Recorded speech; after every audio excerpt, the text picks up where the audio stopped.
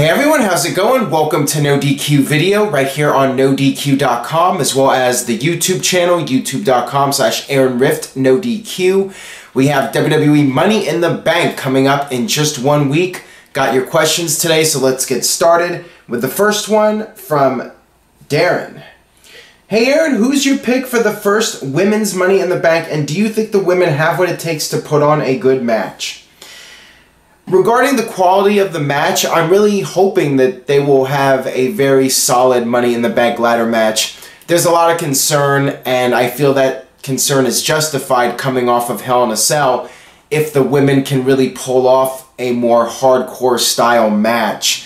I'm really curious to see what they do in this match, who will be protected, how they'll work the match, so it'll live up to the standards that we've come to know from the Money in the Bank matches over the years. As far as who wins the match, I think the safest pick right now is Carmella. She's the betting odds favorite, and there's been talk about WWE giving her a big push. I expect a heel to win. I think that a heel is going to win both Money in the Bank matches, but the question is which heel will win. My heart says Natalya, but my brain is saying Carmella. Not sure what's going to happen. I think literally anybody could win. I mean, it's the Jinder Mahal effect now, where I feel like anybody could win this match. Even Tamina, and she's a heavy underdog in the betting odds right now. Would not shock me if she won, if WWE had her win just to throw off everybody. But I will talk more in detail about this when I do the predictions video this week on NoDQ.com. I'd like to see Natalya win. If it was my choice, I think that she really deserves the push. She's been there a long time, and she's never really had that run for the women's title, and I think that that would be the way to do it, to give her the Money in the Bank briefcase. I would go with Natalya personally, but really not sure. I think it could be anybody in the match. This one comes from Stefan. Do you see shenanigans in the women's Money in the Bank, like James Ellsworth going up the ladders and taking the briefcase and giving it to Carmella? Definitely, I could absolutely see James Ellsworth getting involved. I think that that's almost a surefire spot that it's definitely going to happen. It's a really obvious spot for him to interfere and try to help Carmella win. That's the only reason why I think Carmella might not win, because WWE feels that the fans are predicting Ellsworth's going to get involved and be the difference maker.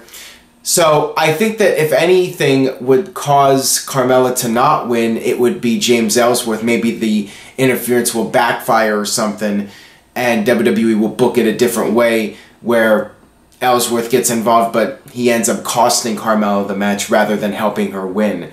I could see that as a possibility for Money in the Bank. This one comes from Larby.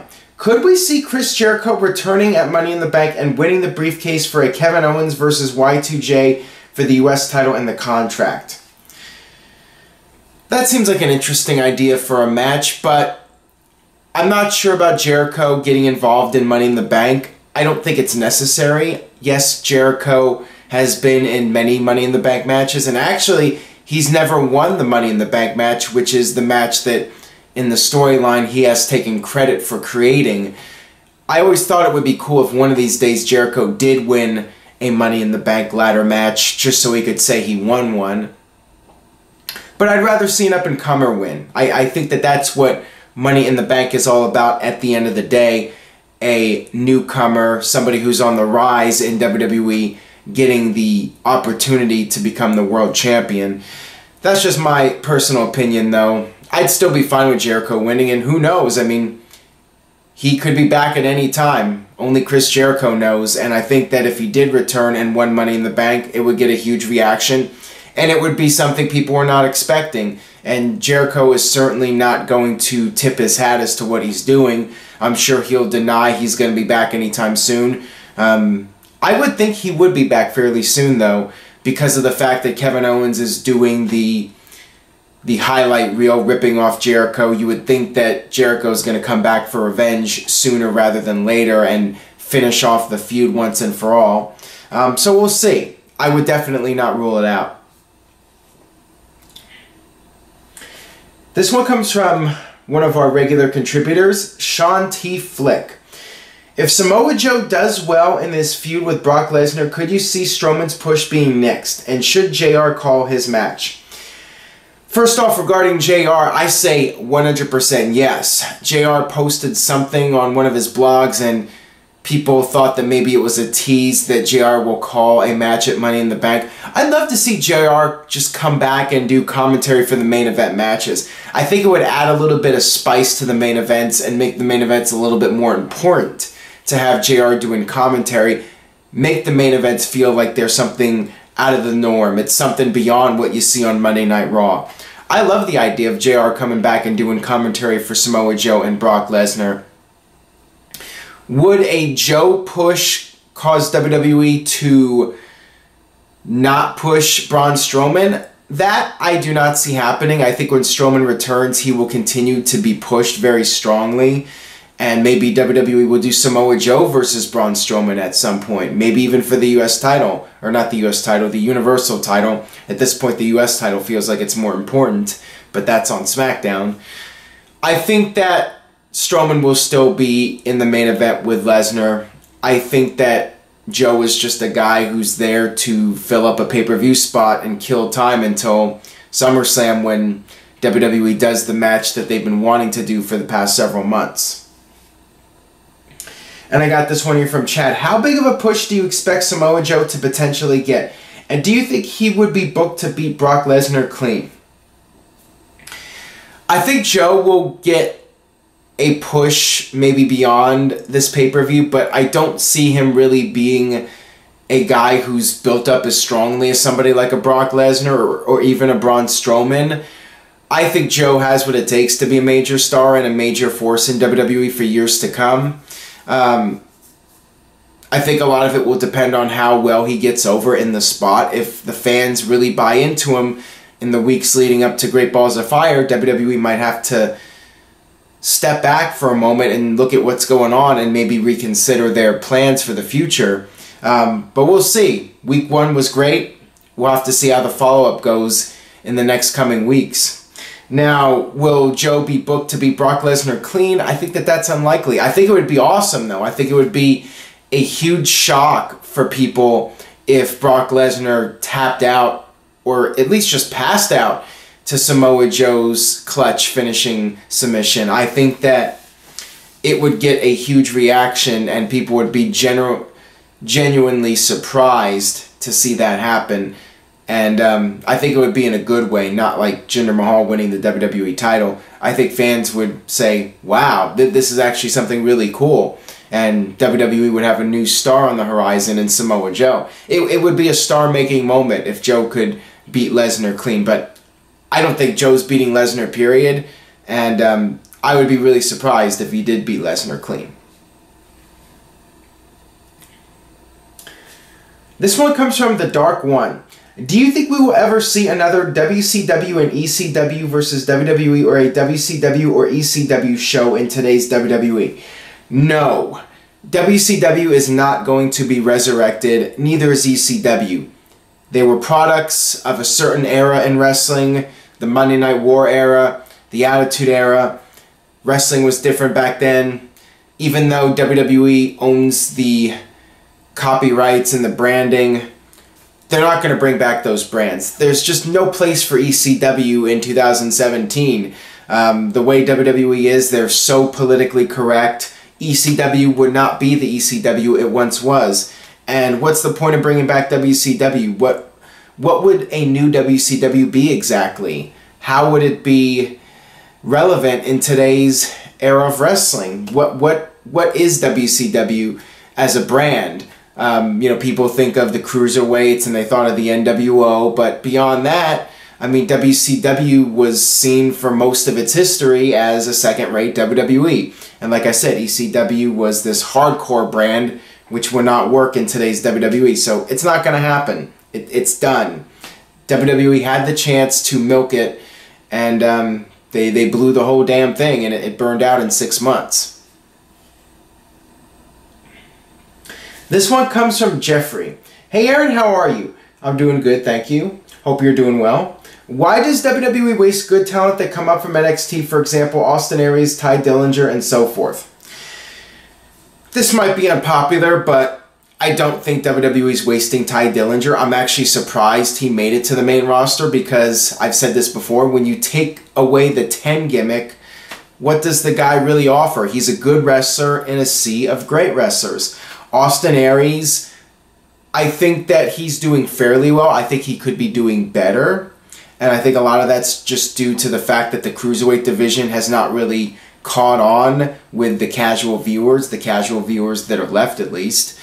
I think that Austin Aries will continue to be a factor in WWE. I think it's too soon to say that his run has been a flop. I mean, he's gotten to be on national television in a major storyline for the past several months, and that's pretty good.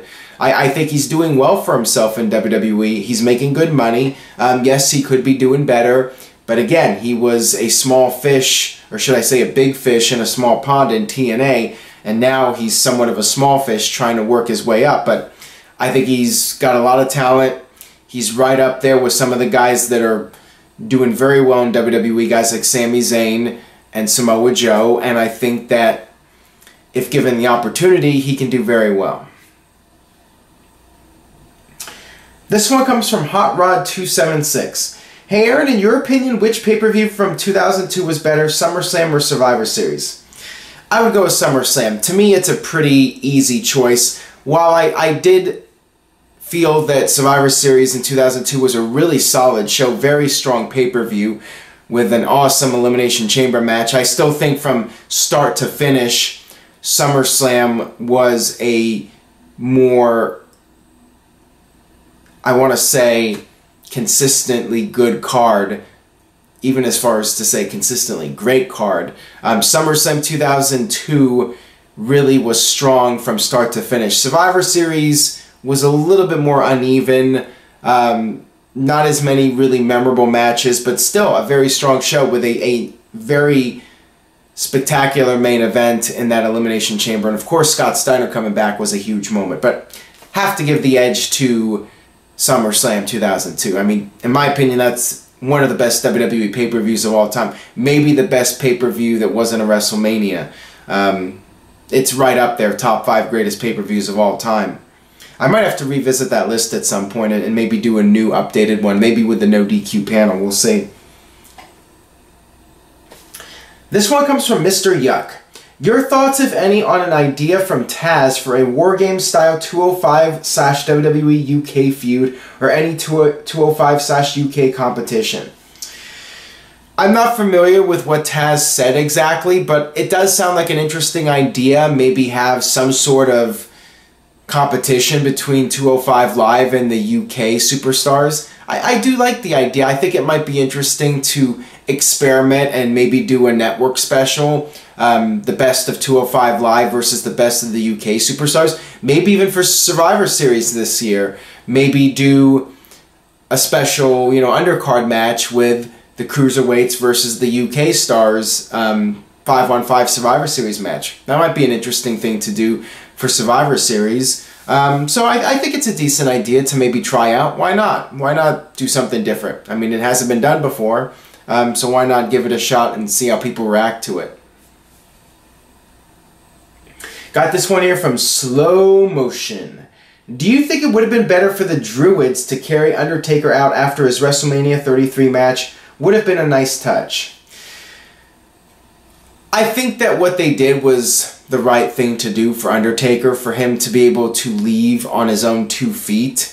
The thing about the Druids is that it's been done so many times before that fans would just look at it as another angle. Oh, Undertaker's going to be back. We've seen this before. The Druids carry him out. He comes back down the line, bigger and stronger than ever. But this is a different scenario. He might not be back. That was perhaps the end of The Undertaker. And if that's the case, I think him just getting the standing ovation and putting on his gear one last time and then leaving it in the ring, I think that that was a great send-off for him if that's the end of his career. So yeah, I think that that was the right way to go, and I think doing the Druids angle would have made fans believe that it was an angle and not a real send-off, that he might actually be retiring for real. Got this one here from Travis, and he also asked PA Sensation. Favorite wrestling video game of all time and why? Mine, Legends of WrestleMania for PS3. Reliving WrestleMania moments was awesome. You gotta play some more games, my friend. And I just screwed that up. It's gotta be No Mercy from Nintendo 64. In my opinion, that was the most realistic video game, even though it had the old technology with the graphics. I still feel in terms of the gameplay, it felt like you were in the ring, and I think it was really well done, the way the game was designed. And to me, very few games have even come close to that. I think that Day of Reckoning was a really strong game, and WrestleMania 19 on the GameCube was a lot of fun. I know some people were critical of the missions in the harbor and all that stuff, but I loved it. I loved how it was a little bit different and unique. And for those of you that remember NoDQ CAW, the video game league I did, I had so much fun playing WrestleMania 19, and that's what really put the NoDQ CAW thing on the map, and really the whole idea, the concept of people doing the video game matches and their own fantasy leagues, you know, that started actually with Wayne Needham, and I kind of ripped him off a little bit, but me and him were the first two that really got that going, and WrestleMania 19, I think that game was perfect for doing those fantasy matches with the characters like Jason Voorhees and Freddy Krueger and all that. So yeah, that would be my favorite. I've never been a fan of the PlayStation games, the Raw vs. SmackDown, WWE number games, 2K, 16, 17, so forth. I just feel that it's too cartoonish and over the top. I just felt that the older games on the Nintendo consoles were better. And that's just my opinion. Maybe I'm just out of touch with the video games. You know, I haven't really played much video games lately, but those old ones like No Mercy were my favorites. No Mercy, WrestleMania 19, Day of Reckoning. Got this one here from Deadpool James. Why hasn't there been a WrestleMania at the LA Memorial Coliseum? You would think that the new LA Stadium, or do you think the new LA Stadium will host by 2021? I do remember back in 1991, WWE wanted to have WrestleMania at the LA Coliseum. They in fact announced it at WrestleMania 6, but WWE claimed that there were terrorist threats and bomb threats, and they had to move the venue to the much smaller sports arena, which was right next door to the LA Coliseum. Of course, I think the real reason was that the ticket sales were very disappointing, and you know, WWE just never ran there because they could not draw. By the time WWE rebounded as a brand during the Attitude Era, the Coliseum was really worn down, and you know, if you've been there, I'm sure you have at some point, James, since you're in LA. Not sure if you've been there or not, but for those of you that have been there recently, you know it's a pretty rundown venue. And once WWE, or should I say once the NFL stadium is finished, I definitely see WWE doing WrestleMania there. I think it's inevitable. I think it will happen pretty much as soon as the stadium is ready to go. I think WWE will try to even get there before the Super Bowl, or right around the time that the Super Bowl will happen there. So I think by like 2021, 2022, we will see WrestleMania at that new stadium. I believe it's, where is it? Somewhere by the 405 south of LAX. Carson, somewhere around there. I'm not even sure the exact location. I know it's a little bit south of Inglewood from what I recall.